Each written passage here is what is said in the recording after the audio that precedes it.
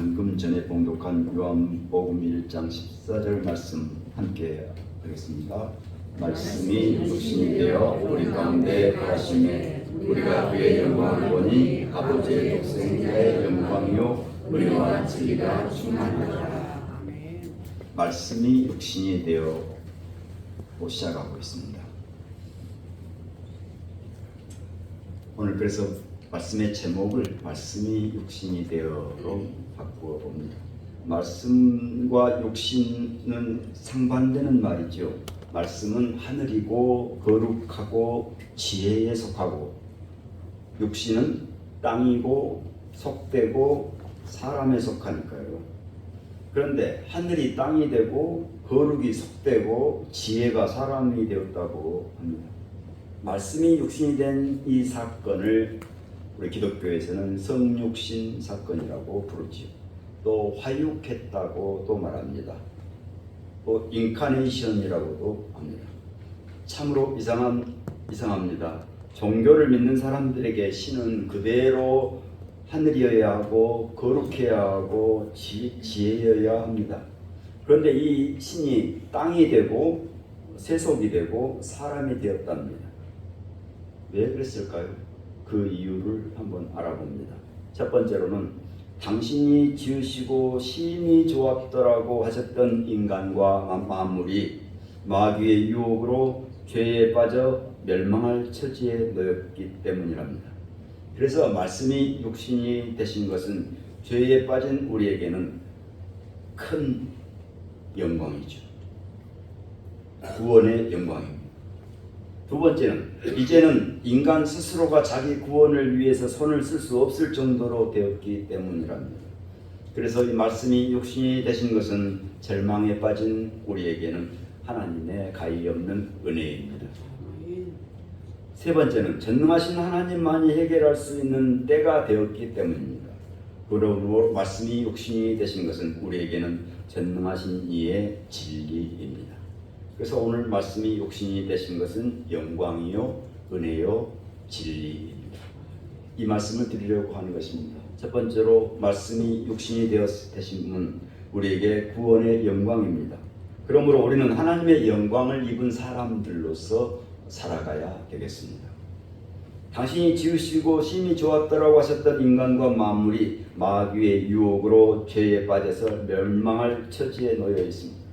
우리의 죄는 마치 눈덩이처럼 불어났습니다. 눈사람을 만들려고 눈을 굴릴 때 점점 불어나는 것처럼 말이죠. 어떤 사람이 아내와 장모님을 모시고 저녁 식사를 하고서 자동차를 몰고 가다가 경찰에게 걸렸습니다. 경찰이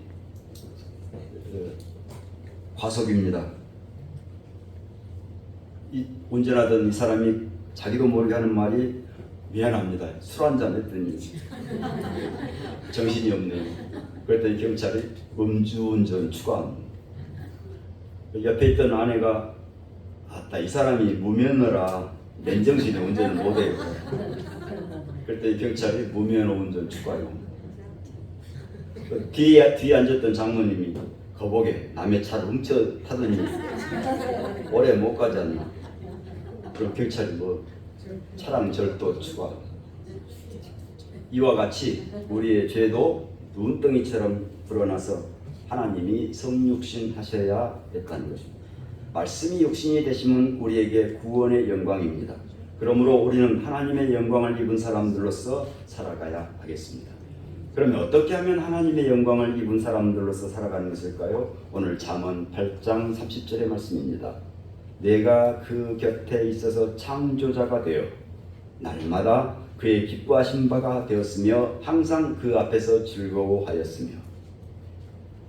내가 그 곁에 있어서 창조자가 되어 날마다 그의 기뻐하신 바가 되었으며 항상 그 앞에서 즐거워하였으며, 이것입니다. 내가 그 곁에 있어서 창조자가 되어 사는 삶이 하나님의 영광으로서 사는 삶입니다.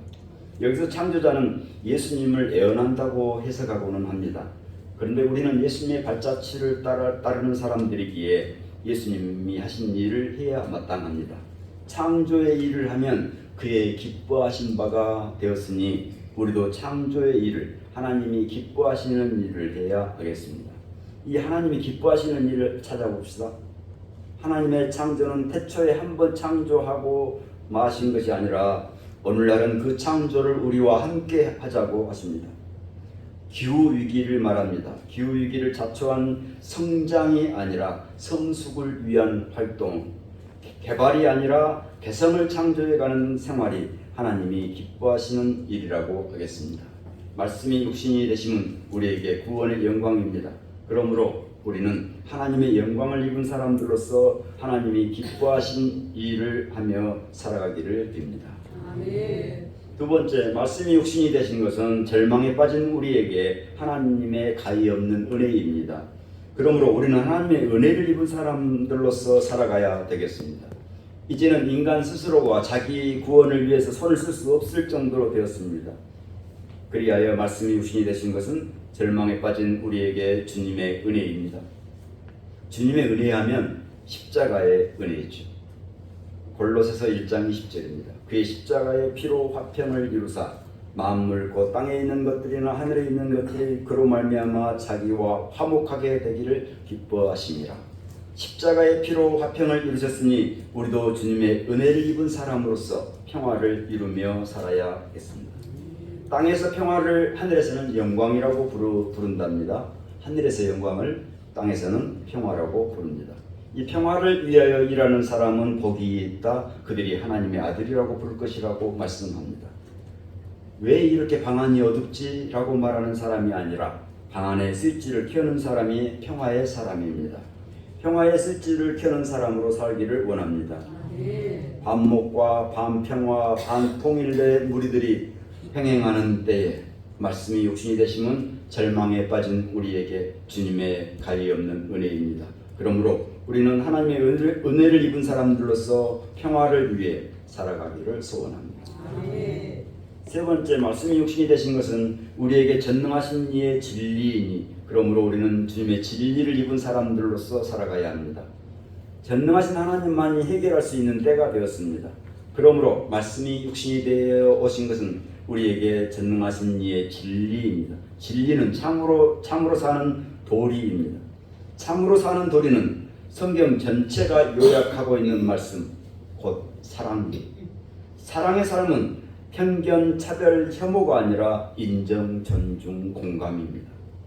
남자와 여자, 노인과 청년, 어른과 아이, 내국인과 외국인, 비장애인과 장애인, 다수자와 소수자, 부자와 가난한 자, 권력자와 비권력자를 편견, 차별, 혐오가 아니라 인정, 존중, 공감으로 대해야 합니다.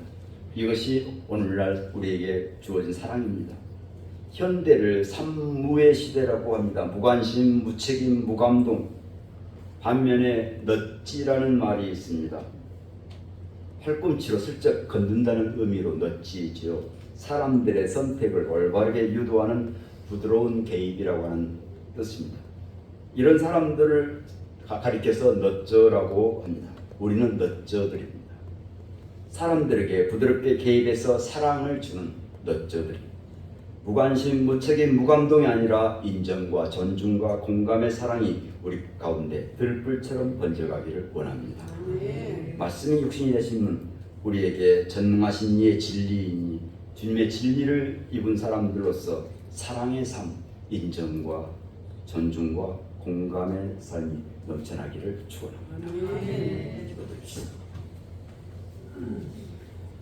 구원의 영광 되신 주님, 말씀이 육신이 되신 주님의 영광을 입은 사람들로서 하나님이 기뻐하실 창조의 일을 하며 살아가게 하옵소서. 십자가의 은혜 주신 주님, 말씀이 육신이 되신 주님의 은혜를 입은 사람들로서 주님의 평화를 위해 살아가게 하옵소서. 사랑의 진리이신 주님, 말씀이 육신이 되신 전능하신 이의 진리를 입은 사람들로서 인정하고 존중하고 공감하는 사랑을 행하며 살아가게 하옵소서. 말씀이 육신이 되신 예수님 이름으로 기도드립니다. 우리의 믿음을